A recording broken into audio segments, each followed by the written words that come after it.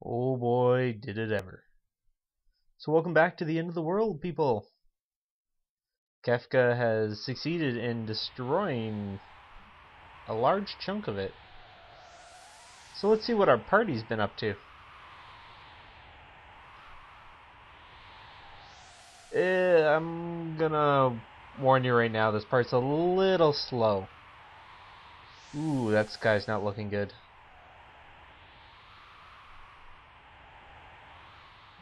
There's like a small island of some sort with what looks like one house. Yeah, no, the world's not looking too good. Kefka is the only villain currently to have actually succeeded in the destruction of the world, which is quite interesting. Although, I guess the final boss in one of the other ones technically did destroy the world in the future. So, well, either way, Kefka's the first to actually succeed in destroying the world. So, let's get our party back up and going. We got Sid here. No, Sid will not be joining us. By the way, if you're playing the, what is it? Advanced version, you actually see their portraits when they talk. I never said that, but yeah, you actually see the artwork portraits when they talk. So here we have Celes, who's with Sid, who's on this little island. And we're going to meet up with our friends again.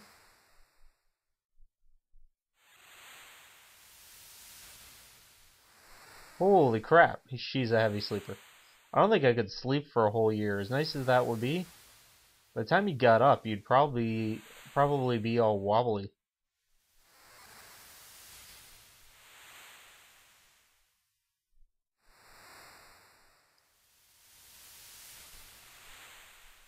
Okay.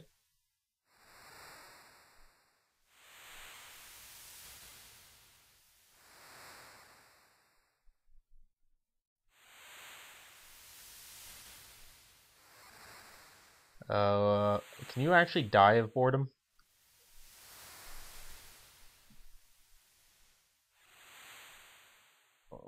Okay. Granddad. I think Sid in this one's in his 40s. Ooh, he's not sounding too good. Well, I don't think he was really lost. Ooh, that's a long time not to eat. Although I think you can go 3 weeks without eating. I wouldn't want to eat fish either. I'm not a big fan of fish, to be honest. Alright, so this part here is very important. We can choose to kill Sid or save him. So what you do is we're just in this tiny little house. Come down to the south here, and there's the water. There's just a single fish there right now, but every time you talk to Sid, there'll randomly be one of 4 fish. A regular fish, or just a fish, or a rotten fish, which isn't good at all, and a yummy fish.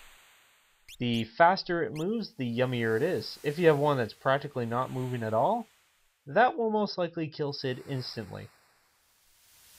So basically you want to go for the super speedy ones. The faster they're moving, the better. If they're kind of moving at an in-between rate, they're just normal. And then the really sluggish ones are rotten and they'll hurt Sid. So basically this is how it works. Think of it as sort of a point system. The fast fish here, like the yummy fish, just to check, go into your items, go into rare, and put it over fish, and you'll see the description, whether it's a yummy, normal, or just a fish, or whatnot. The yummy fish will increase Sid's health by, say, 5 points. Once he gains all his health back, he'll survive and help you. Now, the more he coughs and wheezes, you can tell which direction he's going. The more he coughs and wheezes, the worse he's getting. And I think the final one is he'll say goodbye. And then whatever you gave him after that will probably kill him the next time you go in. If you don't get the fish you want, you'll have to head back in and talk to Sid, and that will reset the pattern. But keep in mind, I believe he loses a bit of health as well when you talk to him. Now, so he's getting a little worse there, since I didn't feed him anything. But yeah, his cough gets worse and worse and worse and worse as you go along. See, I would have thought if you picked up a rotten fish, you actually can't drop it. So that's why it's a good idea to save right now. So just come after these fast little fish. If you get a good normal fish, it will pretty much just keep his health the same. And just a fish, I believe, will lower it slightly. But I would stick just going with the speedy ones. Unless you intend to kill them, but that wouldn't be good. See, no fish, so you gotta come back. Talk to Sid again. And that will reset the fish. Even if you go outside, if you head to the left here, you can actually head outside. And this is where you can save. So, let's try killing Sid.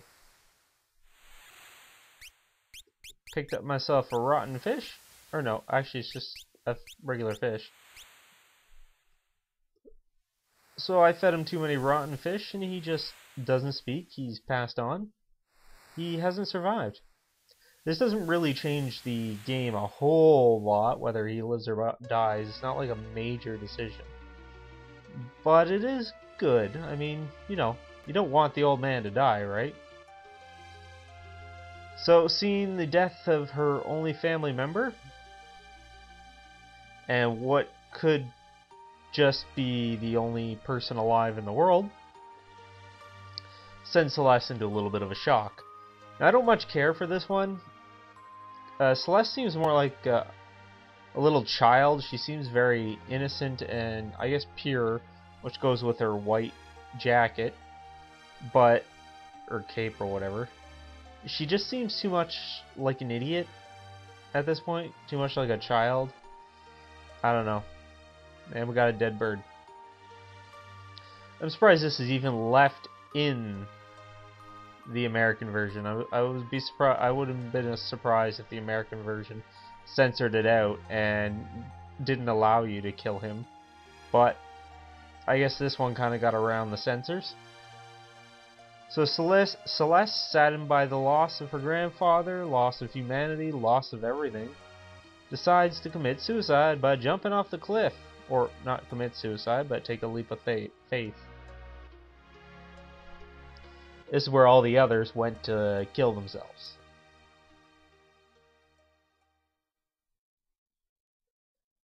But unfortunately, the game would end right there if this happened. So, yeah, as you can tell, she doesn't die. She just ends up washing ashore here.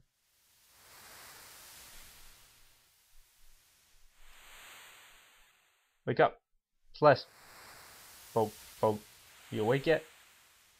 Hey, it's Pigeon. With a fancy scarf. Or an ascot? I don't know. What are you doing?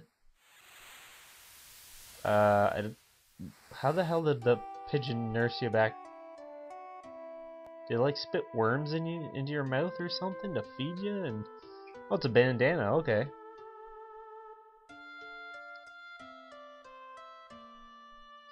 Oh, okay. The pigeon was nursed back out.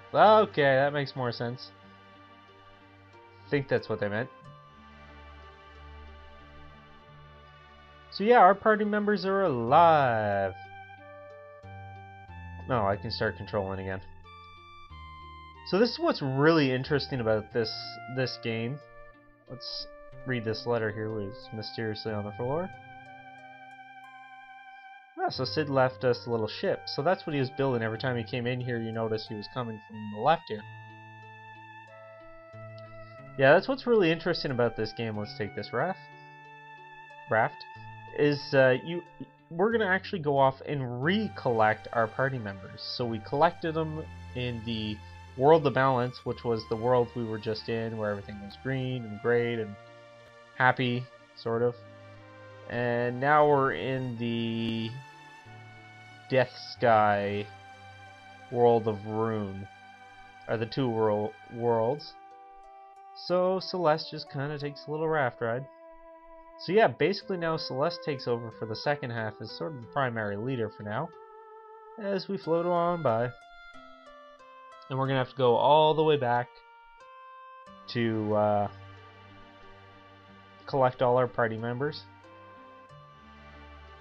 Yeah, see, the world's not looking too good. Also, the layout of the world is completely changed. It's not the same in any way. Oh, there's a little village. Maybe we'll head there.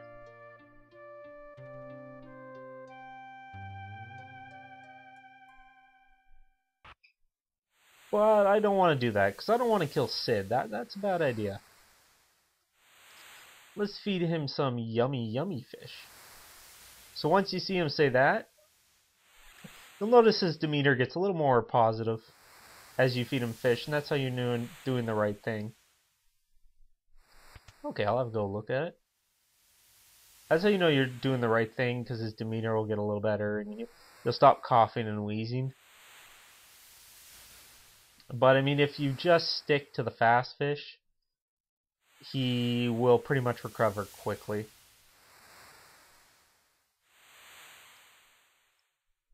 Yep. Ooh, we got a little different music. Alright. Although Celes still drags the raft herself.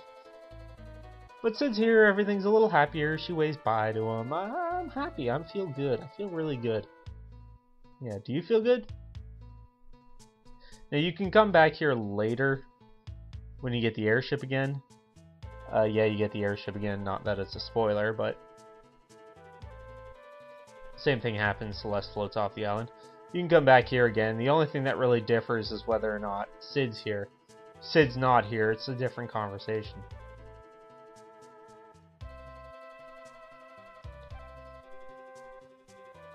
Alright. So nothing's really changed. We're still just floating along. So this game now is going to get a little less linear compared to the first half of the game. First half of the game was really, really linear. Now, first thing you're going to want to do is equip her with gear. As well as, it's probably a good idea to get her... Ooh, what's this? Ooh, wow, that's really good. Sort of. Charm Bangle. It's really good to equip her with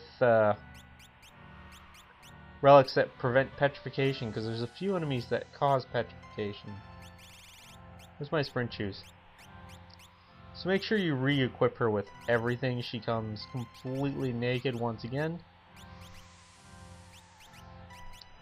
Alright, all good? Let's get going. Yeah, there's a few enemies that can cause petrification.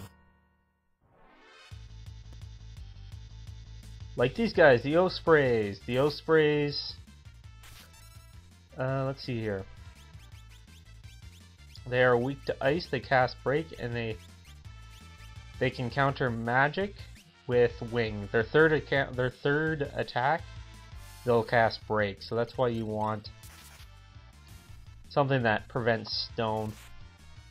Oh, I'm blinded. That's why you want something that prevents stone, because Celes is alone and it's a one-hit kill if she gets affected.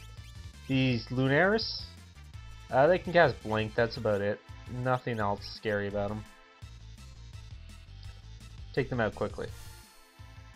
They're not super scared. Like I said, the layouts change slightly in the world.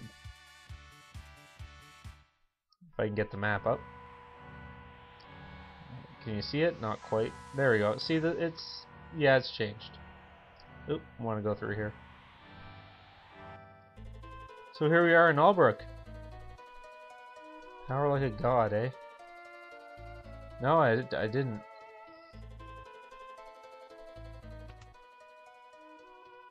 There's crap in here.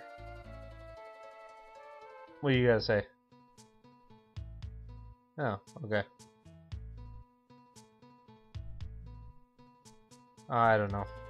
In the next episode, we'll continue our little tour of the town and check out this tower everybody talks about. Bye now.